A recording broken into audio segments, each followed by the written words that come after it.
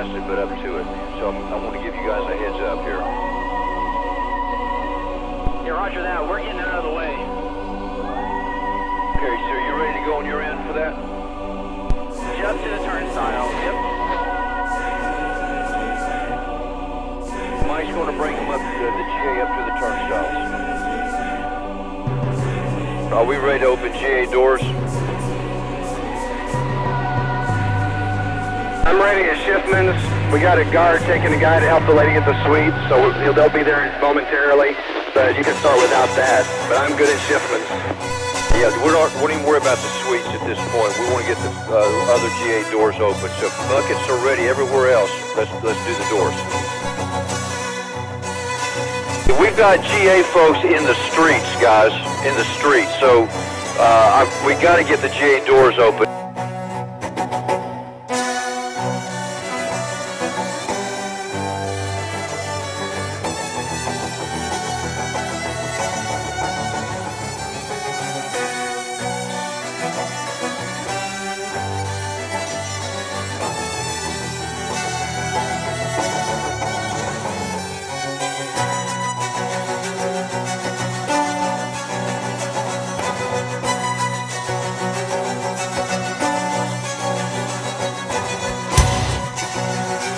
We're ready on the floor. Production's ready. All good, Roy. Let's go.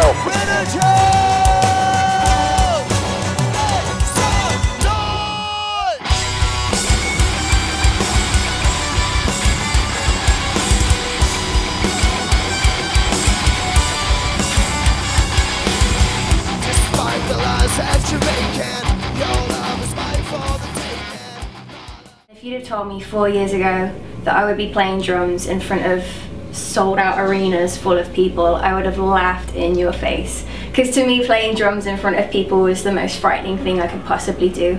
However, through spending time with the Lord, and when I got asked to audition, I originally thought, no, there's no way I could ever do that. But because they had taught me to hear God's voice and to be intimate with Him, I was able to hear God say, I want you to try your best for this, even though all the situation around you looks ridiculous. I want you to try your best. And so I did go forward through just being obedient to God, thinking, okay, God's asked me to do this, so I'm just going to try. And then sure enough, the impossible thing happens and I get into the band of Skillet, and now I play in front of thousands and thousands of people a night. And if it wasn't for me learning to hear God's voice in that way, this would have never been an option for me.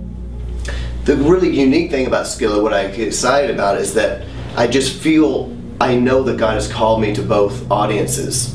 And I think what Skillet does is I think we bridge these groups. I think to a mainstream crowd, they're like, oh, these guys rock, and they're not judging us. And I've got a lot of friends in that world that are pagans and hate Jesus and everything else.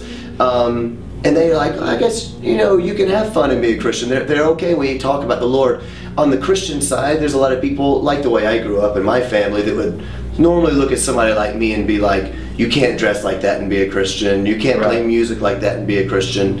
You can't hang out with these people and be a Christian. And I think God is using Skillet to encourage the church that we have to be the hands and the feet of Christ.